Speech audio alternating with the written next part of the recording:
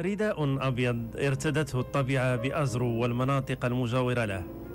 تساقط الثلوج الذي عرفته المنطقة خلال يوم أمس أعطاها رونقا وجمالا، وإن كان الفصل فصل خريف. هي المرة الرابعة التي أزور فيها المغرب، والمرة الأولى التي أرى فيها تهاطل الثلوج هنا في شهر نوفمبر.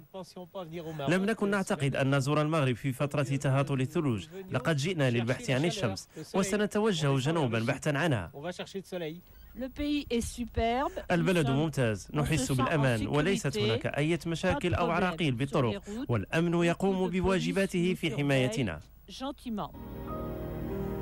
تساقطات من شأنها أن تغني الفرشة المائية وتنعش الآمال في موسم فلاحي جيد. كنتفاجئوا بتساقطات الثلوج في شهر نوفمبر، لأن ربما هذه عدة سنوات ما لاحظناش هذه التساقطات هكذا.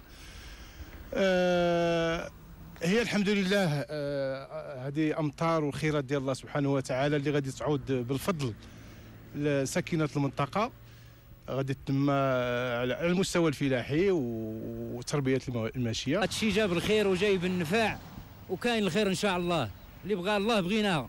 واخا كيكونوا شويه المصاريف عندنا شويه مع الكسيبه وشويه البرك كذا، ولكن كلشي كيولي مزيان في التالي الحمد لله. اللهم لك الحمد، الحمد لله ونشكره.